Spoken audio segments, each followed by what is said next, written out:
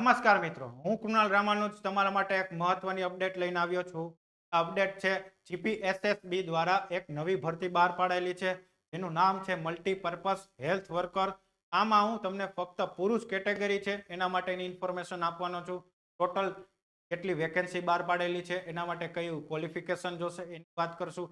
વય મર્યાદાની તમારે કેટલી રહેવી જોઈએ, છૂટછાટની જરૂર હોય તો કેટલી રહેશે, બરાબર, સિલેબસ શું છે વગેરે બાબતોની આપણે ચર્ચા કરીશું. ખાસ તમારા ફોર્મ છે એ કઈ તારીખથી ભરાવાના શરૂ થશે. ચલો મિત્રો, તો સેશન સ્ટાર્ટ કરીએ છીએ. મિત્રો, ખાસ મહત્વનો મેસેજ એ છે કે ફક્ત ને ફક્ત દિવ્યાંગ ઉમેદવારો માટે જ ભરતી બહાર પાડેલી છે જીપીએસએસબી. બરોબર, તમે જો દિવ્યાંગ ઉમેદવાર નથી તો તમારા માટે આ ભરતી નથી. મહત્વની વસ્તુ છે કે ભાઈ મલ્ટીપર્પઝ હેલ્થ વર્કર પુરુષ કેટેગરીમાં ક્લાસ 3 ની ભરતી, જેની કુલ જગ્યાઓ છે એ 202 જગ્યા બહાર પાડેલી છે. સાથે સાથે બીજી વસ્તુ એ તમને કહેવાની કે ભાઈ તમારા ફોર્મ ભરાવાની શરૂઆત છે એ 15 એપ્રિલથી શરૂ થઈ જશે બપોરના 3 વાગ્યાથી. ક્યાં સુધી રહેશે તો કે ભાઈ 15 મે સુધી. ક્યાં સુધી? તો ભાઈ 15 મે સુધી તમે ફોર્મ ભરી શકશો. બરાબર, અને ફોર્મ માટે ઘણી બધી વસ્તુ તમારે ધ્યાનમાં રાખવાની, જેમ કે ઓરિજિનલ ડોક્યુમેન્ટ સાથે રાખીને બેસવાના કે ભાઈ જેથી કરીને એમાં કાંઈ ભૂલભાલ ન થાય. બરાબર, એમાં જોઈને તમે ફોર્મ ભરી શકો છો. ફોટોગ્રાફ કેટલો રાખવાનો, સિગ્નેચર કેટલી રાખવાની, એની મેક્સિમમ સાઇઝની પણ અહીંયા મેન્શન કરેલો છે નોટિફિકેશનમાં. બરાબર, ચલો બીજું તો કે ભાઈ ભરવા પાત્ર જગ્યાઓની વિગત છે એ કઈ કઈ છે જે હમણાં આપણે ટેબલમાં જોઈએ છીએ. ટોટલ 202 જગ્યાઓ છે. એમાં અલગ અલગ કેટેગરી માટે અલગ અલગ જગ્યાઓ આપેલી છે. એ કેટેગરીના દિવ્યાંગ ઉમેદવારો, બી કેટેગરી, સી કેટેગરી, ડી અને ઈ કેટેગરી.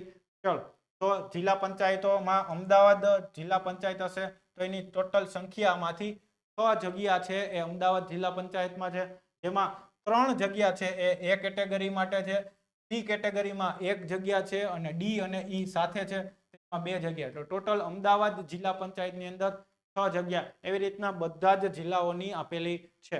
ચલો, કુલ સંખ્યા 202 છે. એ માટે કેટલી છે? બી, સી, ડી અને ઈ. બરાબર, ટોટલ આટલી જગ્યાઓ આપેલી છે.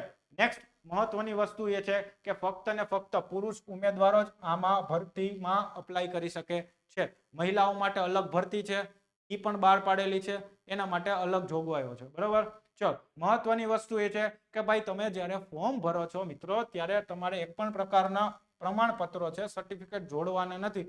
ફક્ત ડિટેલ્સ તમારે એન્ટર કરવાની રહેશે. બીજું, એ કેટેગરી, બી કેટેગરી કહેતો હતો તો એમાં કોનો સમાવેશ થાય તો કે ભાઈ એ કેટેગરીમાં અંધત્વ અને ઓછી દ્રષ્ટિવાળા, બી કેટેગરીમાં બધિર અને ઓછું સાંભળનારા, સી કેટેગરીમાં મગજના લકવા સહિત હલનચલનની દિવ્યાંગતા. આવી રીતના ડી પણ આપેલું છે અને ઈ પણ આપેલું છે. બરાબર, ચલો હવે તમારે એજ લિમિટ કેટલી હોવી જોઈએ, બરાબર, એની વાત કરી લઈએ. તો કે ભાઈ સામાન્ય કેટેગરીના દિવ્યાંગતા ધરાવતા પુરુષ ઉમેદવારોને ધારો કે તમારે એજ વય મર્યાદાની છૂટછાટ જોઈએ છે તો એમાં ટોટલ 10 વર્ષની છૂટછાટ મળશે. મહત્તમ 45 વર્ષ તમારે રહેશે. બરાબર, ટોટલ અનામત કેટેગરીના પુરુષ ઉમેદવારો હશે તો તમને 15 વર્ષની છૂટછાટ મળશે, પણ મેક્સિમમ તમારે 45 વર્ષ જ રહેશે. માજી સૈનિકો હશે તો પણ તમારે મેક્સિમમ 45 વર્ષ રહેશે. ખાસ બરાબર, હવે મહત્વનું વસ્તુ છે કે ભાઈ વય મર્યાદા કઈ છૂટછાટ પણ ક્યાંથી છૂટછાટ લાગુ પડશે તો કે ભાઈ મિનિમમ તમારા 18 વર્ષ હોવા જોઈએ, મેક્સિમમ તમારા 33 વર્ષ હોવા જોઈએ. 33 કરતા વધારે હશે અને તમારે છૂટછાટની જરૂર હોય તો ને માત્ર તો જ તમને આ વસ્તુ લાગુ પડશે. હવે ક્વોલિફિકેશનની વાત કરી લઈએ મિત્રો, તો ક્વોલિફિકેશનમાં અલગ અલગ કેટેગરી આપેલી છે. જોઈએ છીએ કઈ કઈ છે તો કે ભાઈ તમે 1 યરનો મિનિમમ 1 યરનો મલ્ટીપર્પઝ હેલ્થ વર્કરનો બેઝિક કોર્સ કરેલો સર્ટિફિકેટ તમારી પાસે હોય તો પણ ચાલે.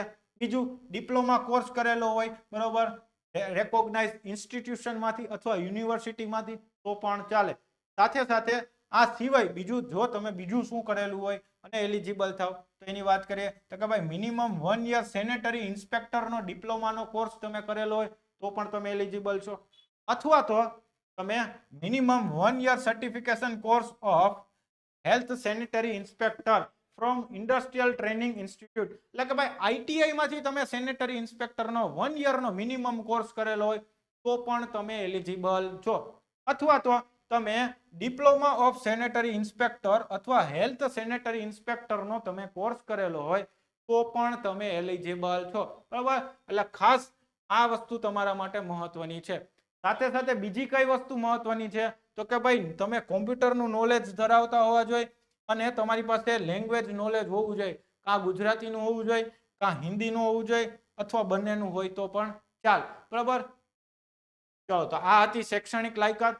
હવે કોમ્પ્યુટરની જાણકારી પણ તમારી પાસે હોવી જોઈએ. તમે 10મા કે 12મામાં કોમ્પ્યુટર વિષય સાથે પાસ કરેલા હોય તો એના માટેની લિમિટ આપેલી છે તો કે ભાઈ 18/3/2016 થી તમે 10મું અથવા 12મામાં કોમ્પ્યુટર વિષય સાથે પાસ કરેલું હોય તો ચાલે. અથવા તો તમે ડિગ્રી અથવા ડિપ્લોમા એન્જિનિયરિંગ કોલેજમાં તમે કોમ્પ્યુટર વિષય સાથે પાસ કરેલા હોય તો પણ ચાલે. અથવા તો તમારી પાસે સર્ટિફિકેટ હોવું જોઈએ, સરકાર માન્ય યુનિવર્સિટી અથવા સંસ્થામાંથી કોમ્પ્યુટર જ્ઞાન લીધેલું હોય એવો કોઈ પણ ડિગ્રી અથવા ડિપ્લોમા લેવલનો કોર્સ કરેલો હોય તો પણ તમે એલિજિબલ છો કોમ્પ્યુટર માટે. બીજું પગાર ધોરણ તો કે ભાઈ પ્રથમ 5 વર્ષ માટે તમારો ફિક્સ પગાર રહેશે 26,000 રૂપિયા, બરાબર. પણ સાથે સાથે બીજા તમને લાભ પણ મળતા રહેશે, બરાબર. તો આ એક ઠરાવ છે પગાર ધોરણનો. ચલો, અરજી કરવા અથવા ફી ભરવા માટે તો કે ભાઈ તમે જ્યારે ફોર્મ ભરી દો ત્યારે તમારે ફોર્મ ભર્યા પછી ફી ભરવાની રહેતી નથી, બરાબર. એટલે તમારે ફીમાં તમને 0, એટલે કે એક પણ પ્રકારની ફીનું ટેન્શન લેતા નહીં. ચલો, લેખિત સ્પર્ધાત્મક પરીક્ષા પદ્ધતિ અને પસંદગી માટે તો તમારે પહેલા તો ટેસ્ટ દેવાની, બરાબર. ફોર્મ ભરવાનું, પછી તમને હોલ ટિકિટ આવે, એ બધી વસ્તુ આમાં લખેલી, ટેસ્ટ દેવા જવાની, આગળ આખી સિલેક્શન પ્રોસિજર આમાં જ લખેલી છે, બરાબર. હા મિત્રો, ખાસ ધ્યાન રાખજો કે ભાઈ તમે એક્ઝામ દેવા જાઓ છો તો એમાં નેગેટિવ માર્કિંગ છે, બરાબર. એટલે નેગેટિવ માર્કિંગમાં ખાસ ધ્યાન રાખવાનું, બરાબર. બીજું કેવો સિલેબસ હોય, બરાબર. સિલેબસની ચર્ચા કરીએ તો કે ભાઈ ટોટલ તમારો 100 માર્કનું પેપર રહેશે અને 60 મિનિટનું પેપર રહેશે, બરાબર. 100 માર્ક 60 મિનિટનું તમારું પેપર રહેશે. કયા કયા વિષય આવરેલા છે તો કે ભાઈ જનરલ અવેરનેસ અને જીકે આપેલું છે, ગુજરાતી લેંગ્વેજ અને ગ્રામર છે, ઇંગ્લિશ લેંગ્વેજ અને ગ્રામર છે, અને તમે જે જોબ કરો છો, જેની જોબ કરવાની છે એના ટેકનિકલ ના પણ 50 ક્વેશ્ચન્સ હશે. એટલે કે ભાઈ જીકે અને જનરલ અવેરનેસ થઈને 20 ક્વેશ્ચન હશે, ગુજરાતી ભાષામાં ક્વેશ્ચન આવશે, ગુજરાતી લેંગ્વેજ અને ગ્રામરના 15 ક્વેશ્ચન હશે, ગુજરાતી ભાષામાં ક્વેશ્ચન હશે, ઇંગ્લિશ લેંગ્વેજ અને ગ્રામરના 15 ક્વેશ્ચન હશે, ઇંગ્લિશ લેંગ્વેજમાં જ હશે ક્વેશ્ચન, અને તમારું ટેકનિકલ હશે એના 50 માર્ક્સ હશે, 50 માર્કના ગુજરાતી ભાષામાં જ ક્વેશ્ચન્સ આવશે, બરાબર. જનરલ અવેરનેસમાં બધા આપેલા છે પોઈન્ટ્સ, બરાબર. કયા કયા તમારે સબ્જેક્ટ વાંચવાના જોઈ લેજો, બરાબર. ટોટલ તૈયાર છે, બરાબર. હા, તમારું પેપર કેમાં હશે? MCQ બેઝ હશે, બરાબર. એટલે ખાસ ધ્યાન રાખજો.